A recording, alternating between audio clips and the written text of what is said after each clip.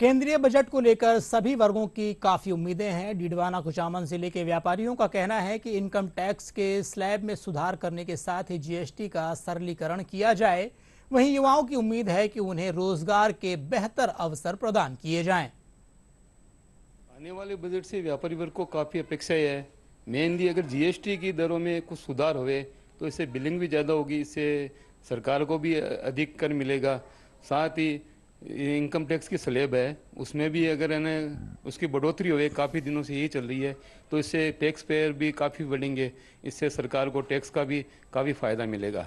और जैसे जो व्यापारी छोटे व्यापारी है उनको प्रोत्साहन मिलना चाहिए समय समय पे।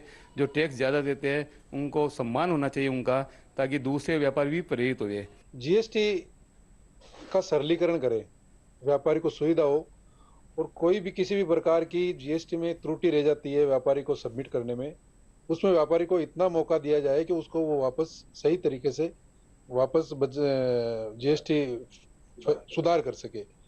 और दूसरी चीज है, आने वाले बजट में भारत सरकार से हम ये उम्मीद करते हैं कि अभी पेट्रोल डीजल है, इसको जीएसटी के दायरे में लेके आए जिससे जनता को फायदा होगा। व्यापारी वर्ग को जो सबसे ज्यादा परेशानी हो रही है वो हो रही है धारा 43BH से।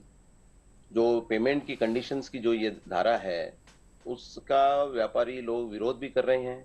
एमएसएमई के लिए ये धारा लागू की गई थी, लेकिन एमएसएमई वर्ग भी इसका विरोध कर रहे हैं।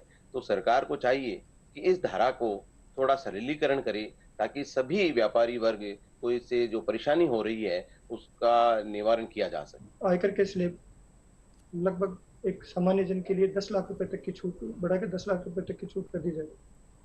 दूसरा, नई स्कीम के अंदर जो विनियोग है उनको प्रोत्साहित हुआ है, इसलिए ये उम्मीद की जाती है कि सरकार ऐसा कोई विनियोगों को बढ़ावा देने के लिए कोई इंसेंटिव स्कीम लेके आएगी। साथ ही व्यापारी वर्ग के लिए पिछले साल एक अमेंडमेंट किया गया था जिसमें एमएसएमई उद्योग यद्यपि उनके फायदे के लिए किया गया था, लेकिन व्यापार जगत में उसका नुकसान हुआ।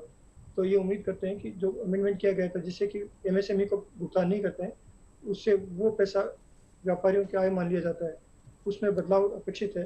अग्निवीर योजना कुछ साल पहले स्टार्ट करी गई थी जिसमें 4 साल का ही प्रावधान रखा गया है। तो मैं चाहती हूँ कि इसको रिटायर होने के बाद में इसमें कुछ बदलाव दिए जाए, उनको दूसरी नौकरी दी जाए ताकि उनको जॉब सिक्योरिटी मिले। युवा वर्ग में बेरोजगारी बढ़ रही है, उसको रोका जाए, हमको रोजगार की सुविधाएं उपलब्ध करवाई जाए।